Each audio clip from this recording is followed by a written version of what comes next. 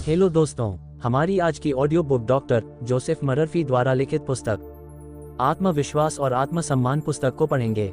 इस पुस्तक में कुल 12 अध्याय है। इस वीडियो में हम 5वां अध्याय पढ़ेंगे। यदि आपने इससे पहले के अध्याय नहीं देखा है तो चैनल के प्लेलिस्ट में जाकर देखें या फिर वीडियो के डिस्क्रिप्शन में देखें। वीडियो शुरू करने से पहले यदि आप चैनल पर नए हैं तो चैनल को सब्सक्राइब करें और वीडियो को लाइक करें। चलिए शुरू करते हैं। अध्याय 5, प्रगतिशील बने। यदि आप अपने किसी विचार, सपने या आकांक्षा को इतना ऊपर उठा लेते हैं कि आपका मन इसे स्वीकार कर लेता है तो ये साकार हो जाएगी। प्रार्थना की प्रक्रिया में आपको अपनी इच्छा को स्वीकृति के बिंदु तक ऊपर उठाना होगा, फिर वह चीज प्रकट हो जाएगी। आपकी शारीरिक इंद्रियां आपको निराशाजनक जानकारी देती रहती हैं। प्रार्थना में आप अपने भीतर मौजूद असीम उपस्थिति और शक्ति की ओर मुड़ते हैं। अपने मन का लंगर वहीं डालें। असीम प्रज्ञा आप पर प्रतिक्रिया करती है। इसका आह्वान करें और यह आपको जवाब देगी। जब आप दैवी शक्ति का आह्वान करते हैं तो आपको जवाब मिलेगा। आप ऐसा साहस, आस्था, शक्ति और बुद्धिमत्ता पा सकते हैं जो सामान्य शारीरिक इंद्रियों से आगे की हो सकती है। फिर आप ऊपर उठ जाते हैं। पुरानी अवस्था मर जाती है और नई अवस्था का जन्म होता है। आप उदास, निराश अवस्था में रहकर अपनी भलाई को प्रकट नहीं कर सकते। आप अपने स्वप्न को कायम रखते हैं और इसकी वास्तविकता पर मनन करते हैं। आपका स्वप्न वह है जिसे आप देख रहे हैं, जिस पर आप ध्यान दे रहे हैं, जिस पर आप केंद्रित हैं। ध्यान जीवन की कुंजी है। आप जिस पर भी ध्यान देते हैं, आप जिस पर भी ध्यान केंद्रित करते हैं, आपका अवचेतन मन उसे घटित करा देगा। आपका अवचेतन हमेशा उसे बढ़ा देता है जिस पर आप ध्यान देते हैं। जब आप अपने भीतर की सर्वोच्च प्रज्ञा पर मनन करते हैं तो आपको एहसास होगा कि वहां एक ऐसी पृष्ठ 78 शक्ति है जो आप पर प्रतिक्रिया करेगी, मार्गदर्शन देगी, दिशा दिखाएगी, नए द्वार खोलेगी और आपको खुशी, स्वतंत्रता तथा मानसिक शांति के उच्च मार्ग पर पहुंचा देगी। आमतौर पर आप झुग्गियों और गुमनामी से दौलत, सम्मान और शोहरत तक संयोग से ऊपर नहीं उठते हैं। जैसे आप समुद्र तट पर किसी को डूबने से बचा लें या किसी मिलियनियर से आपकी मुलाकात हो जाए जो आपको पसंद करने लगे। एक सरल सत्य याद रखें, आप हमेशा अपने चरित्र, अपनी मानसिक अवस्था को प्रदर्शित करते हैं। चरित्र ही भाग्य है। चरित्र आपके सोचने, महसूस करने और विश्वास करने का तरीका है। वे आध्यात्मिक मूल्य जिन्हें आपने अपने मन के सिंहासन पर बैठा रखा है, अखंडता और ईमानदारी जिन्हें आपने अपने मन में स्थापित किया है। इन गुणों से लाभ होता है। अपने गुणों व योग्यताओं को मुक्त करें और अपनी आंतरिक शक्तियों के बारे में ज्यादा जानने का उत्साह व जोश पैदा करें। फिर आप खुद को आश्चर्यजनक ऊंचाइयों तक ऊपर उठा सकते हैं। जो ऊर्जावान, आत्मविश्वासी और उद्यमी लोग कारोबार में सही चीज करते हैं और स्वर्णिम नियम का अभ्यास करते हैं, वे अपने जीवन को सफल बना लेंगे, चाहे उन्हें कोई मदद करने वाला अजनबी मिले या न मिले, चाहे सही नेता से उनकी पहचान हो या न हो, चाहे वे लॉटरी जीतें या न जीतें। आपका चरित्र, आपका मानसिक नजरिया, आपका विचार और भावना आपको बना देगी या मिटा देगी। विचार और भावना आपकी तकदीर बनाते हैं। यह इतना ही सरल है। कोई भी विचार जिसे भावनाकृत कर दिया जाता है और सच महसूस किया जाता है, उसे आपका अवचेतन साकार कर देगा, चाहे वह विचार अच्छा हो, बुरा हो या तटस्थ हो। इसलिए समझदारी सही विचार रखने में है। ऐसे विचार जो आपकी आत्मा का उपचार करते हैं, वरदान देते हैं, प्रेरित करते हैं, ऊपर उठाते हैं और गरिमा में बनाते हैं। ये विचार भावनाएं उत्पन्न करते हैं। भावनाएं आपको उन पर काम करने के लिए मजबूर करती हैं। इसलिए अच्छे विचार सोचें। यदि आपकी इच्छा खुद को ऊपर उठाने और अपना सिर चट्टान के ऊपर लाने की है तो अपने भीतर की सर्वोच्च प्रज्ञा से कहें कि वह आपकी जरूरत की चीज आपको प्रदान कर दे। यह आप पर प्रतिक्रिया करेगी। यह एहसास करें कि असीमित प्रज्ञा आपको मार्गदर्शन दे रही है, आपके सामने छिपे हुए गुण उजागर कर रही है, आपके लिए नए द्वार खोल रही है, आपको वह रास्ता दिखा रही है जिस पर आपको जाना चाहिए। और आपके भीतर का मार्गदर्शक सिद्धांत आपको हर तरह से नेतृत्व व मार्गदर्शन प्रदान करेगा। आज पृथ्वी पर 2 तरह के लोग हैं, सिर्फ 2 तरह के लोग, इससे ज्यादा नहीं। अच्छे और बुरे नहीं, क्योंकि यह अच्छी तरह समझा जाता है कि अच्छे लोग आधे बुरे होते हैं और बुरे लोग आधे अच्छे होते हैं। सुखी और दुखी नहीं, अमीर या गरीब नहीं, विनम्र और अहंकारी नहीं।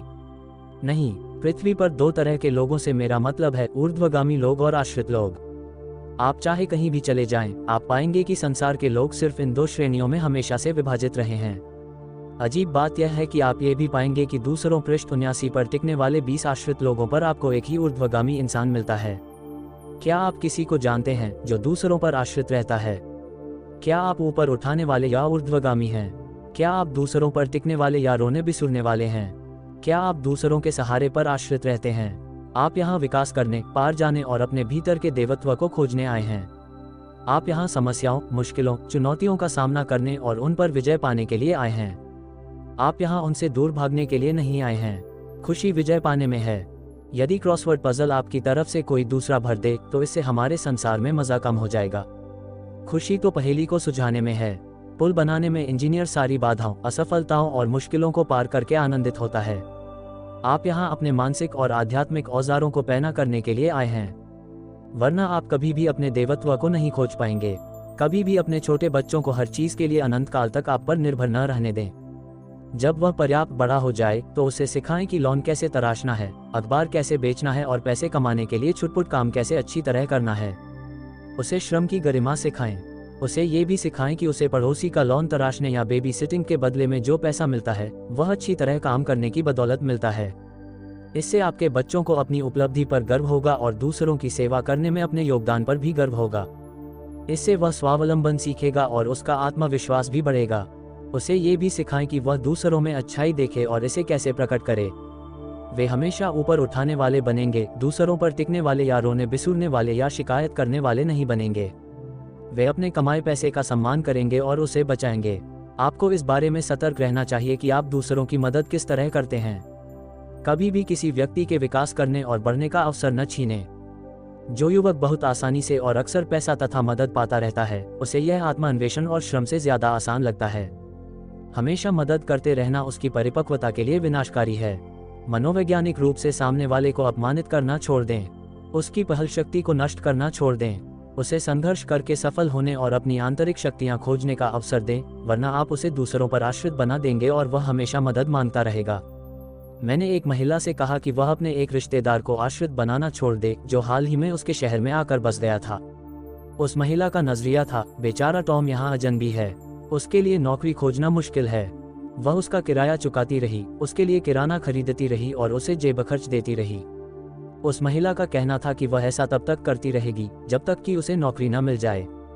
टॉम को कभी नौकरी नहीं मिल पाई। इसके बजाय वह पूरी तरह टिकने वाला या आश्रित बन गया। वह इस बात पर महिला से चिढ़ता भी था कि वह उसे ज्यादा पैसे नहीं देती थी। क्रिसमस डिनर के पृष्ठ 80 दौरान जिसमें उसे आमंत्रित किया गया था, उसने महिला के अधिकांश चांदी के बर्तन चुरा लिए। वह महिला विलाप करने लगी, जब मैंने उसकी खातिर इतना कुछ किया था तो उसने ऐसा क्यों किया।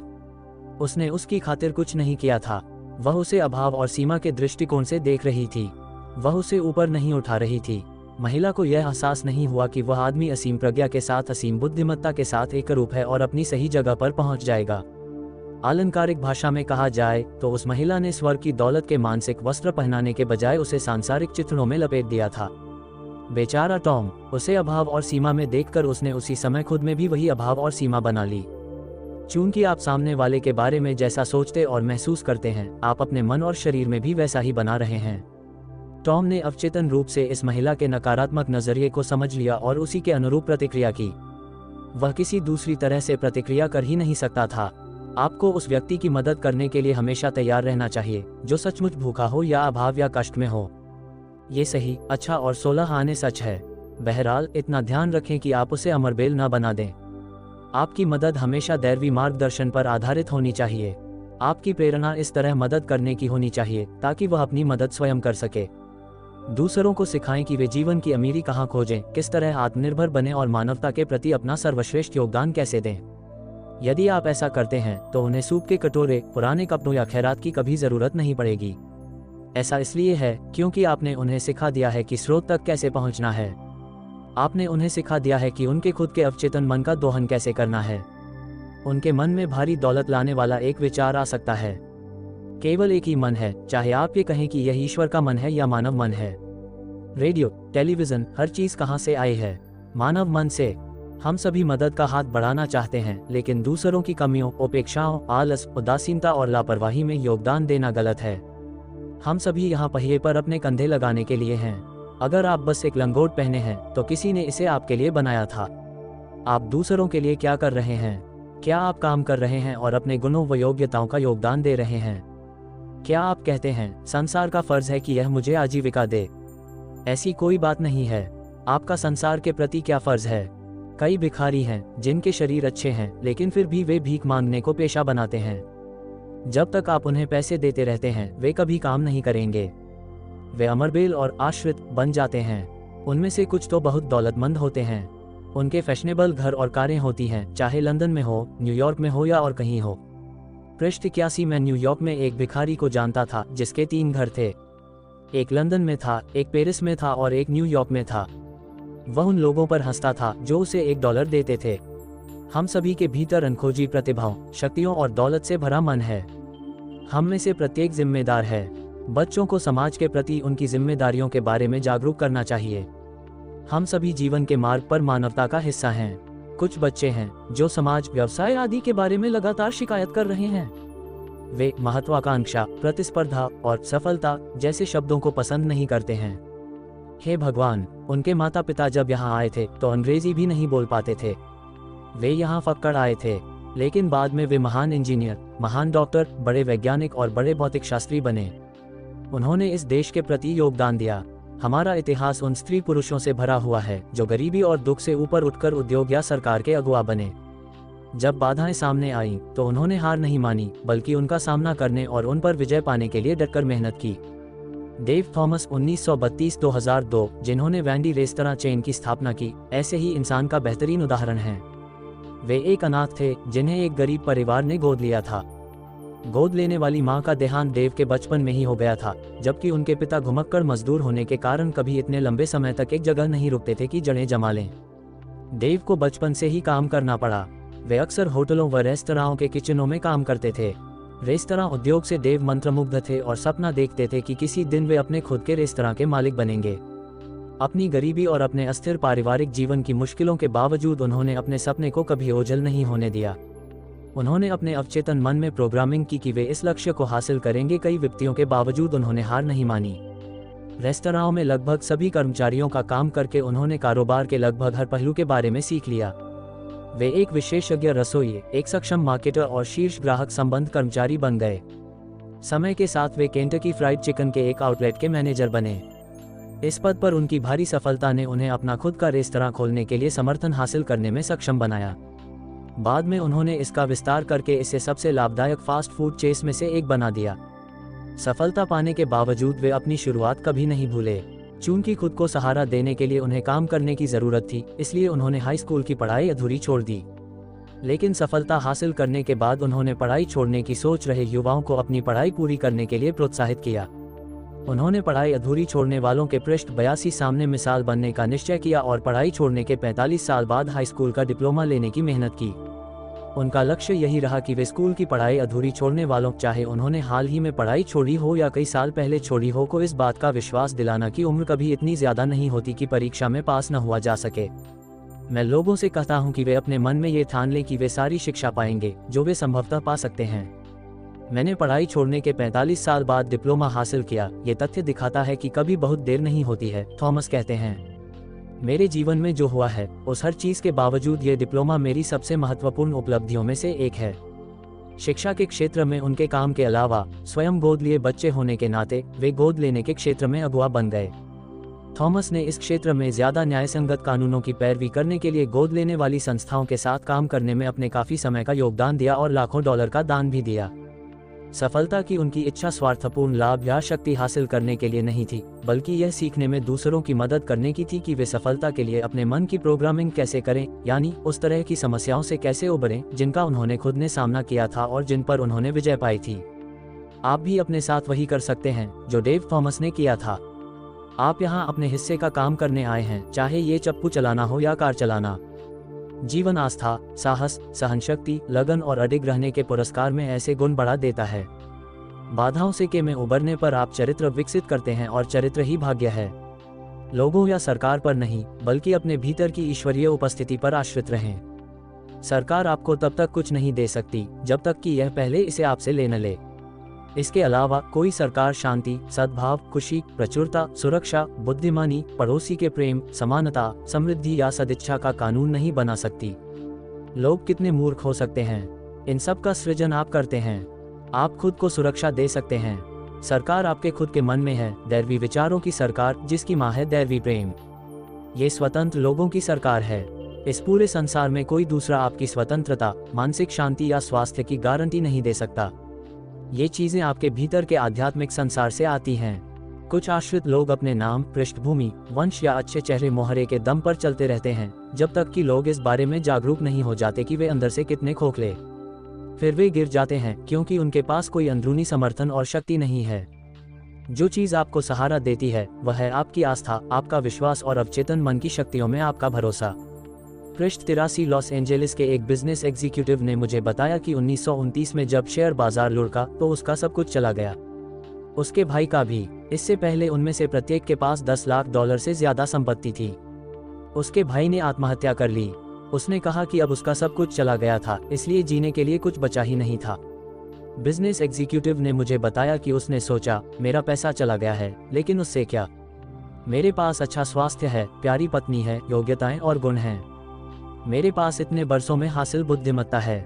मेरे पास विचार चातुर्य है, दूरंदेशी है। मैं दोबारा पैसे कमा लूंगा। उसने अपनी आस्तीन चढ़ाई और काम जुट गया।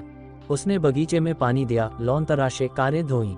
यहाँ वहाँ छुटपुट काम करके उसने थोड़ा पैसा इकट्ठा किया, शेयर बाजार में लगाया और थोड़े समय में ही दोबारा बहुत दौलतमंद बन गया। आप उसके गुणों, उसकी योग्यताओं, बुद्धिमत्ता, समझ और अनुभव को कैसे छीन सकते थे? दौलत वहीं पर होती है, सोने की खदान वहीं पर है। यदि कहीं भारी मूल्य का मोती है तो वह आपके खुद के मन में, जहां आप ईश्वर के साथ चलते और बात करते हैं। जिस आदमी के बारे में मैं बात कर रहा हूं, उसने दूसरों को भी वित्तीय सलाह दी और उन्होंने भी थोड़े पैसे कमाए। जब आप दूसरों के लिए पैसे बनाते हैं तो आप इसे खुद के लिए भी बनाते हैं। वह ऊर्ध्वगामी था। उसने खुद को ऊपर उठा लिया क्योंकि वह जानता था कि एक दैवी शक्ति है जो उसे बाहर निकलने का रास्ता दिखाएगी और उसकी प्रार्थनाओं का जवाब देगी। उसने अपने भीतर के आध्यात्मिक खजाने का आह्वान किया, जिसके बाद उसे शक्ति, साहस, बुद्धिमत्ता और मार्गदर्शन मिल गया। असीमित प्रज्ञा आपकी प्रार्थना पर प्रतिक्रिया करती है और जब आप पुकारते हैं तो जवाब देती है। ये कहती है, मैं और मेरे ईश्वर एक हैं। आप और असीम प्रज्ञा एक हैं।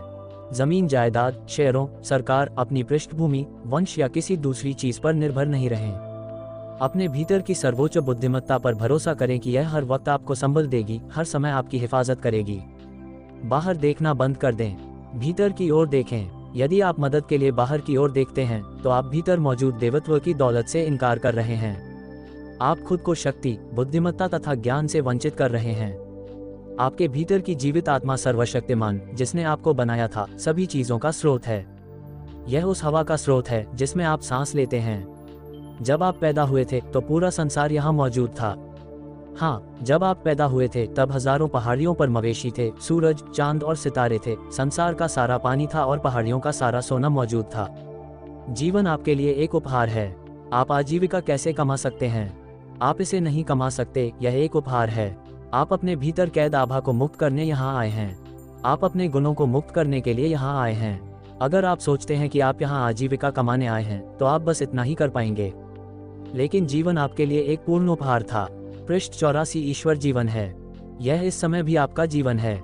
ये कभी पैदा नहीं होता है, ये कभी नहीं मरेगा। विश्वास करें कि आप भव्य आध्यात्मिक जीव हैं। अपने देवत्व को पहचानें। यही नहीं, इस सत्य पर मनन करें कि आप यहाँ पर उस अनूठेपन को मुक्त करने आए हैं जो आपके भीतर कैद है। आपको सहारा देने वाली एक असीमित शक्ति है। यह एहसास करके हमेशा ऊर्ध्वगामी बने। वह शक्ति आपको ऊपर उठाएगी, आपका उपचार करेगी, आपको प्रेरित करेगी, आपके लिए नए द्वार खोलेगी, आपको नए रचनात्मक विचार देगी और आपको उसमें गहरी, स्थायी सुरक्षा का एहसास भी देगी, जो कभी नहीं बदलता है, जो कल, आज और हमेशा वही है। आपको तो बस इस उपस्थिति में विश्वास भर करना है। इसके बाद आपके जीवन में चमत्कार होने लगेंगे। ऊर्ध्वगामी व्यक्ति समस्या का सीधे सामना करता है। वह खुद से कहता है, ये समस्या दैवी समाधान के मुकाबले छोटी है। समस्या यहाँ पर है, लेकिन सर्वोच्च प्रज्ञा, जिसे लोग ईश्वर कहते हैं, वह भी यहीं पर है। हर बार जीत ईश्वर की ही होती है। वह आस्था, साहस और विश्वास के साथ सभी बाधाओं, व्यावसायिक समस्याओं और इंजीनियरिंग तथा स्थान की समस्याओं से जूझता है। वह बीमारी, डर और अज्ञान पर विजय पाने की ओर बढ़ता है। हम कभी भी अपनी भौतिक झोपड़पट्टी से तब तक मुक्ति नहीं पा सकते जब तक कि हम अपनी मानसिक झोपड़पट्टी से मुक्ति न पा लें। लोग प्रदूषण के बारे में बात करते हैं। प्रदूषण मन में होता है। स्वच्छ मन एक स्वस्थ शरीर है। हमें पहले मन को साफ करना होता है। मन डर, अज्ञान, लोभ और संसार की हर नकारात्मक चीज से प्रदूषित होता है। मन को स्वच्छ कर लें। आपको पर्यावरण की चिंता करने की कोई जरूरत नहीं है। कोई वैज्ञानिक आ जाएगा, वह एक नया रसायन खोज लेगा, एक नई खोज कर लेगा, क्योंकि हर चीज का एक इलाज होता है। सारा प्रदूषण दूर चला जाएगा। एक पुरानी कहावत है कि स्वस्थ मुर्गे चोंच मार मार कर कमजोर मुर्गे की जान ले लेते हैं। ये सच भी है। स्कूल जाने वाला जो लड़का कमजोर, पराजित, अकेला, हीन महसूस करता है, उसे दबंग सहपाठी परेशान करते हैं। क्यों? क्योंकि वह भीतर से कमजोर है। वह हीन, अक्षम महसूस करता है। उसके अंदर डर भरा हुआ है। वह खुद से कह रहा है, मैं कतई अच्छा नहीं हूँ। लेकिन जब वह दबंग सहपाठी के सामने खड़ा होता है, उसे चुनौती देता है और डटकर मुकाबला करता है, तो तथाकथित दबंग सहपाठी आमतौर पर पीछे हट जाता है। ईश्वर की संतान के रूप में अपनी गरिमा और भव्यता को महसूस करें। हर इंसान जीवित ईश्वर की संतान है, इसलिए ईश्वर की संतान के रूप में अपनी गरिमा और भव्यता को महसूस करें। यह एहसास करें कि दूसरों के अपमान, आलोचना और बुराई का आप पर असर नहीं हो सकता, क्योंकि आप दैवी रूप से मदमत हैं।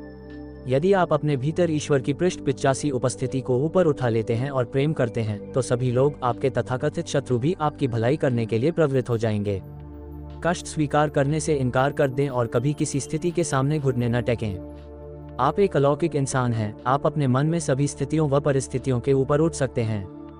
जब अब्राहम लिंकन को बताया गया कि उनके कैबिनेट का एक सदस्य यानी युद्ध मंत्री उनकी बुराई कर रहा था और उन्हें अज्ञानी बंदर तक कह रहा था, तो उन्होंने जवाब दिया, उनके जितना महान युद्ध मंत्री इस देश में आज तक दूसरा नहीं हुआ। कोई भी लिंकन को आहत नहीं कर सकता था और उनके अहम को चोट नहीं पहुंचा सकता था। लिंकन जानते थे कि उनकी शक्ति कहाँ थी। वे जानते थे कि उनके खुद के मन की गतिविधि के अलावा कोई भी चीज उन्हें नीचे नहीं गिरा सकती थी। लिंकन ऊर्ध्वगामी थे, जिसका मतलब है कि उन्होंने न सिर्फ स्वयं को ऊपर उठाया, बल्कि अपने भीतर के ईश्वरीय स्वरूप को भी पहचाना। इससे उन्हें पूरे देश को ऊपर उठाने की शक्ति मिली। इसी तरह अगर कोई आपकी आलोचना या निंदा करता है और आपको नीच कहता है, तो देखिए, क्या आप नीच हैं? इससे आपको क्रोध क्यों आता है? यह आपके खुद के विचार की गतिविधि ही होती है ना? आपके सिवा कोई भी आपको आहत नहीं कर सकता। आप शाप दे सकते हैं या दुआ कर सकते हैं। जहाँ कोई राय नहीं होती, वहाँ कोई कष्ट नहीं होता। यदि ककड़ी कड़वी है तो उसे न खाएं। जहाँ कोई निर्णय नहीं है, वहाँ दर्द नहीं है। क्या सुबह के अखबार की सुर्खियों के बारे में आपकी कोई राय है? क्या आप इसके बारे में आग बबूला हुए थे? क्या आप उथल पुथल की अवस्था में हैं? अगर आप इसे बनाए रखते हैं, तो इसी की वजह से आपको अल्सर या हाई ब्लड प्रेशर या अपच हो जाएगी। आपको अपच किसने दी? उस स्तंभकार ने नहीं, जिसने लेख लिखा। यह आपने खुद को दी थी। वह उस लेख को लिखने का हकदार था। वह जिस तरीके से सोचता है, उस तरीके से सोचने की स्वतंत्रता उसके पास है। आपके पास ये स्वतंत्रता है कि आप संपादक के नाम पत्र लिखें और उसकी कही हर बात का विरोध करें, लेकिन उसे अपनी राय व्यक्त करने का पूरा अधिकार है। आपको भी है। आप उसे वह लिखने की स्वतंत्रता प्रदान करते हैं। मुझे यकीन है कि वह भी आपको खुद से असहमत होने की स्वतंत्रता प्रदान करेगा। क्या आपकी ससुराल वाले आपको क्रोधित करते हैं? आपकी सास, ससुर, दामाद या कोई दूसरा?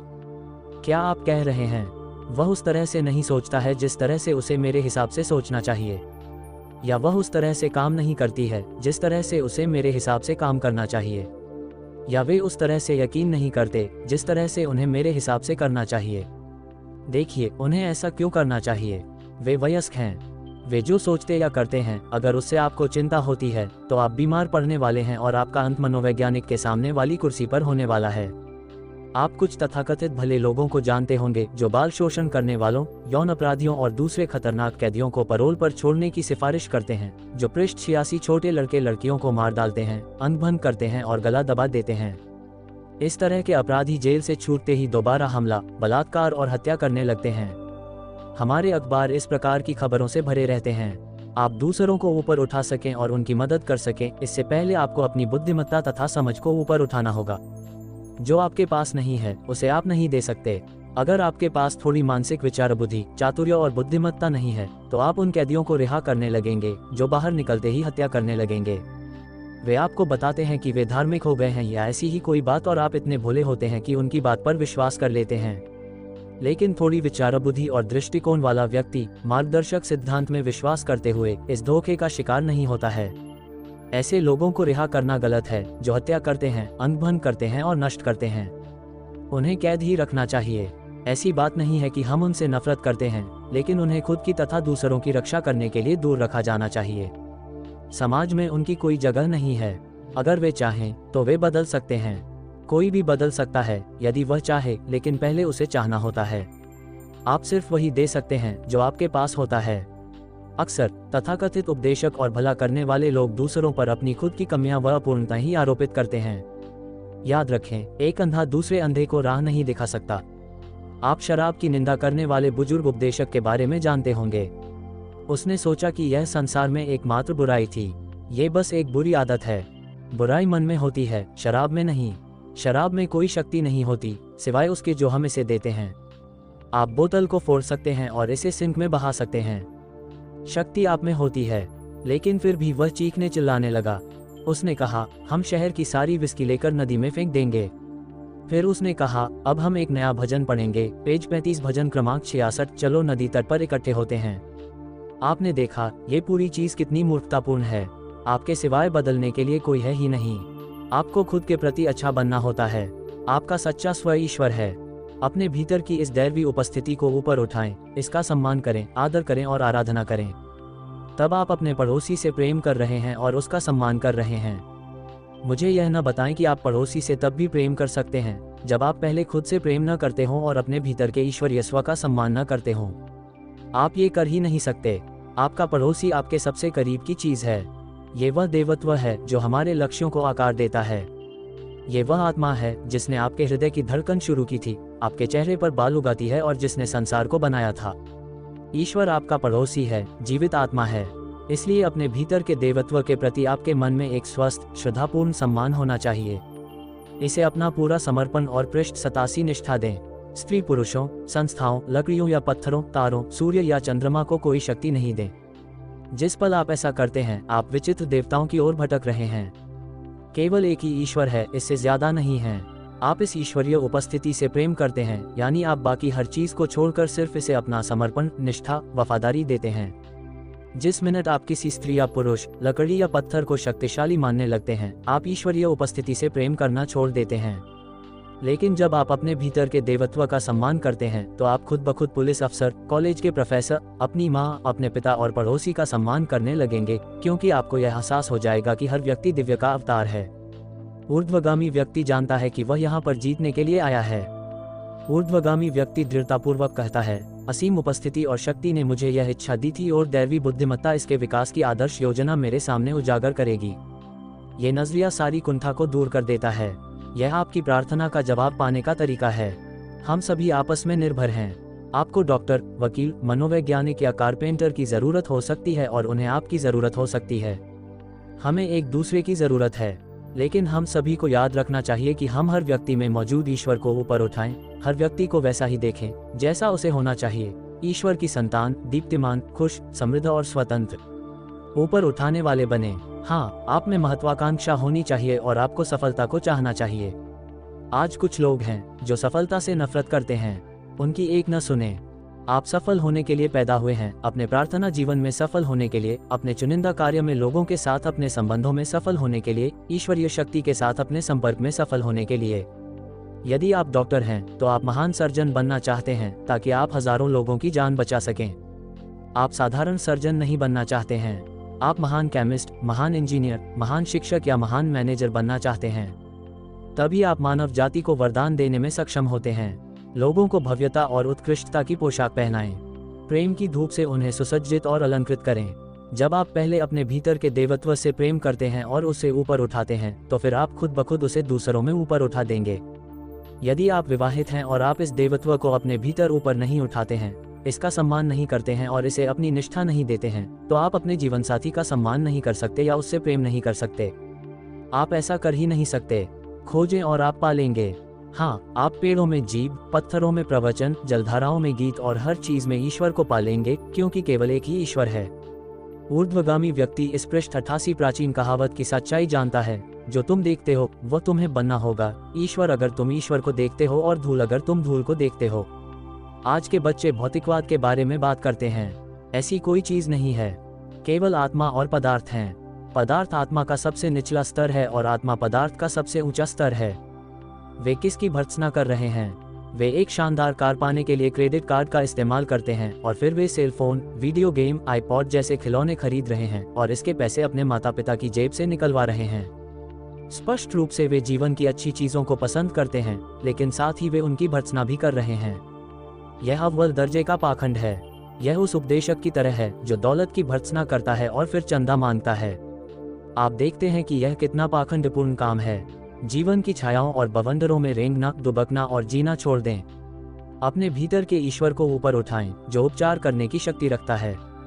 ईश्वर के साथ एक व्यक्ति भी बहुमत में है। ईश्वर इसी समय आपके साथ है। सार चरित्र ही भाग्य है।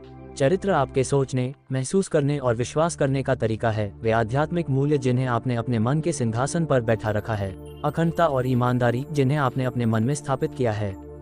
इन गुणों से लाभ होता है। अपने गुणों व योग्यताओं को मुक्त करें और अपनी आंतरिक शक्तियों के बारे में ज्यादा जानने का उत्साह व जोश पैदा करें। फिर आप खुद को आश्चर्यजनक ऊंचाइयों तक ऊपर उठा सकते हैं। विचार और भावना आपकी तकदीर बनाते हैं। यह इतना ही सरल है। कोई भी विचार जिसे भावनाकृत कर दिया जाता है और सच महसूस किया जाता है, उसे आपका अवचेतन साकार कर देगा, चाहे वह विचार अच्छा हो, बुरा हो या तटस्थ हो। इसलिए समझदारी सही विचार रखने में है। ऐसे विचार जो आपकी आत्मा का उपचार करते हैं, वरदान देते हैं, प्रेरित करते हैं, ऊपर उठाते हैं और गरिमा में बनाते हैं। ये विचार भावनाएं उत्पन्न करते हैं। भावनाएं आपको उन पर काम करने के लिए मजबूर करती हैं। इसलिए अच्छे विचार सोचें। आप यहाँ विकास करने, पार जाने और अपने भीतर के देवत्व को खोजने आए हैं। आप यहाँ समस्याओं, मुश्किलों, चुनौतियों का सामना करने और उन पर विजय पाने के लिए आए हैं। आप यहाँ उनसे दूर भागने के लिए नहीं आए हैं। खुशी विजय पाने में है। आपको सहारा देने वाली एक असीमित शक्ति है। यह एहसास करके हमेशा ऊर्ध्वगामी बने। वह शक्ति आपको ऊपर उठाएगी, आपका उपचार करेगी, आपको प्रेरित करेगी, आपके लिए नए द्वार खोलेगी, आपको नए रचनात्मक विचार देंगी और आपको उसमें गहरी, स्थायी सुरक्षा का एहसास भी देगी, जो कभी नहीं बदलता है, जो कल, आज और हमेशा वही है। आपको तो बस इस उपस्थिति में विश्वास भर करना है। इसके बाद आपके जीवन में चमत्कार होने लगेंगे। ऊपर उठाने वाले बने। हाँ, आप में महत्वाकांक्षा होनी चाहिए और आपको सफलता को चाहना चाहिए। आज कुछ लोग हैं जो सफलता से नफरत करते हैं। उनकी एक न सुने। आप सफल होने के लिए पैदा हुए हैं, अपने प्रार्थना जीवन में सफल होने के लिए, अपने चुनिंदा कार्य में लोगों के साथ अपने संबंधों में सफल होने के लिए, ईश्वरीय शक्ति के साथ अपने संपर्क में सफल होने के लिए। इसके आगे का अध्याय देखने के लिए चैनल के प्लेलिस्ट में जाकर देखें या फिर वीडियो के डिस्क्रिप्शन में देखें। धन्यवाद।